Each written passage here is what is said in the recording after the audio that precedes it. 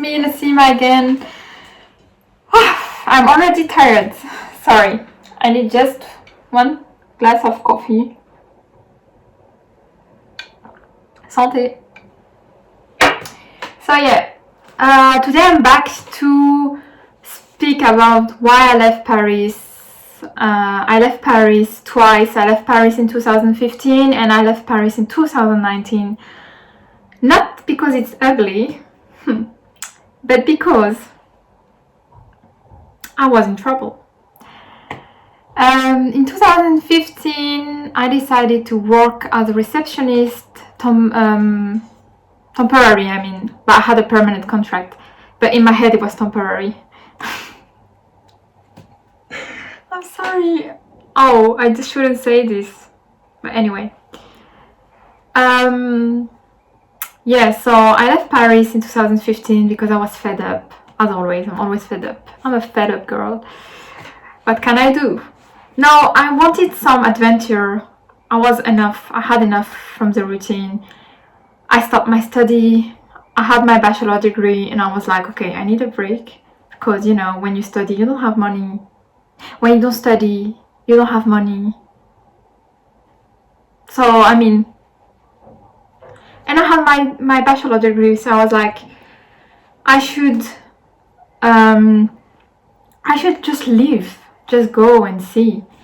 And I remember I went to my work, because, you know, I decided this in 2 days. In 2 days, I was working there for 6 months, and in 2 days I said, okay, I'm going to move in London. So I said this to my colleague. I said, guys, I'm planning to go to London. They were like, what? Are you serious? I'm like, yes. They said, why? You cannot live like this. You have a permanent contract. I said, don't worry, I'm going to do something or to arrange myself with the manager I had. And I left. I left with 800 euros to London. My parents were like, okay, we'll see you in 3 days, because who on earth is living to London with 800 euros in his pocket? No one does this. I do. I'm sure some people does this kind of adventure. I'm sure some people are living to London with less than 500 euros. Guys, if you are one of them, please comment. Yeah, I was like, okay, if I wait that I'm rich, I'm going to wait forever because I'm poor. And yeah, so I left because I was fed up and I didn't see anything in Paris. I wanted to see some other culture, some other people, and I was going to pay the price because I reserved like a hostel with oh, my hair is always so complicated, sorry. A hostel with a room with only girls in Palmer's Lodge. Well, we don't care. In Palmer's Lodge in Willesden Green, near Willesden Green, and it's in Zone 2. I was staying there with 4 girls. It was not that expensive. I stayed 1 month in order to find a job and a room. So I went there and I found my job in 2 days. I was so motivated. I was waking up at 7 o'clock, eating at 8 o'clock, leaving the house all the day to give CVs in the store. Nowadays, you don't do these kind of things anymore. I think it's more online, which I think it's a shame, because some young people are very motivated. They don't want to be stuck on the computer all day. They just want to leave the place where they are staying and just give the CV. So for me it was like a kind of activity, because I was going crazy doing nothing and I didn't have a lot of money. I said 800 euros, like my account was counting the pounds every day going down. I'm like, oh my god, this is going to be disastrous adventure. But I stayed 3 months because I found my job in 2 days. It was a very bad experience. Sorry, I don't want to think about this. My manager, she was horrible. Oh my god. When I think to this situation, I'm like, oh, how come some humans on earth are existing? I don't know. well, I'm not here to do some philosophical questions, but she was nice. She accepted me in 2 days. But I didn't understand her. She was screaming all the time. And she was screaming especially to me. I don't know why. Maybe because my English was not that good. I don't know. Because my English now is so much better than it used to be in 2015. 2015, my English was very bad. And I think maybe that's why she was upset. I don't know. She was screaming, Nasima, take the box upstairs. She was like this. I was like, what is she talking to me? And I'm someone very nervous, you know, very nervous. I'm very nice. I don't want to be arrogant, but I'm very nice. But if you cross a line with me, it's going to be very, very, very explosive, because I'm very patient, you know. I don't say anything, then bam, it's you know, the Vesuve in Italy. I don't know how to say in English. Anyway, then I was shocked because her behavior was very bad, and I was like, okay, I need this money, I need this job. I cannot come back here in Paris saying I failed, because my parents they would say, oh, you see, we said to you, don't go to London. I was like, no way, this is not going to happen. I prefer to stay here, struggle. Guys, it's not possible. And I remember the shock was one girl, I just said hello to her every day. Sorry, my hair. I hate this. But anyway, I don't care. But my hair is so messy. I don't know what to do. Well, this is Moroccan hair. You don't know what to do with that. Anyway, and because you know I slept. I just wake up from my sleep. Anyway, we don't care. Nasima, we don't care. Just focus. And this kind. Oh yeah, this lady. She was saying, Nasima, can I tell you something? I said yes. She said, Nasima, the way your manager is talking to you is not normal. You should complain. I was like, I'm here temporary. You know, I need this money, and I'm stuck. She said, no, that's not a reason. And she left. Because, you know, I was thinking maybe she's upset because of something else, and she found me as punching ball. I don't know why.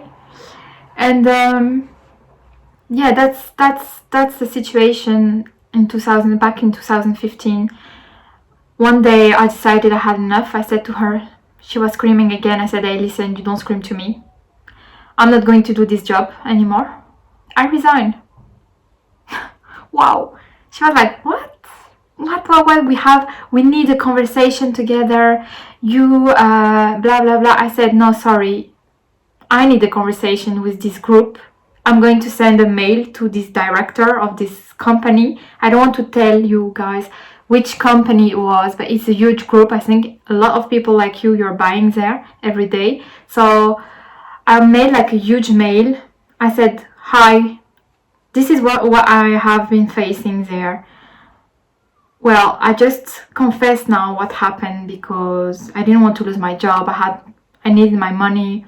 But one girl, she came to me, she said, Nasima, these kind of people, they should be aware of what they're doing is wrong. It's not because you're a manager, or it's not because you have like a status in your life that you can speak to shit. I mean, like a shit. Sorry, my French. It's not because you have like a status in the society that you can talk badly to people, that you can pretend, that you can mistreat people. It's not possible. So I was like, okay, Nasima, you always were an idealist person. I always wanted to save the world. But in fact, I was refused to the United Nations course, class, or experience.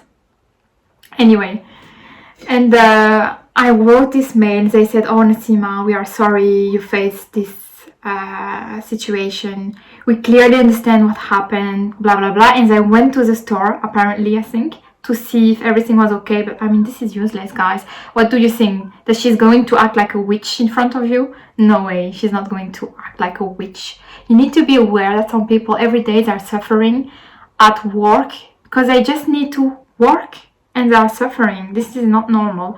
So guys, everyone who is working in a shop, restaurant, or I don't know where else, yeah, cleaning, all these jobs, really, I respect you.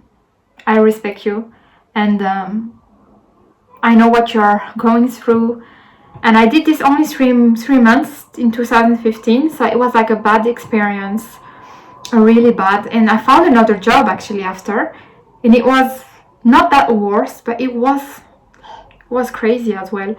And that's where I met Shanita, my friend from London. So Shanita, if you're here and you're looking to my video, thank you very much for your supporting at this time, and for your support as well this time, because as you guys, you know, I went 2015, I went back to France, and I came back to London last year.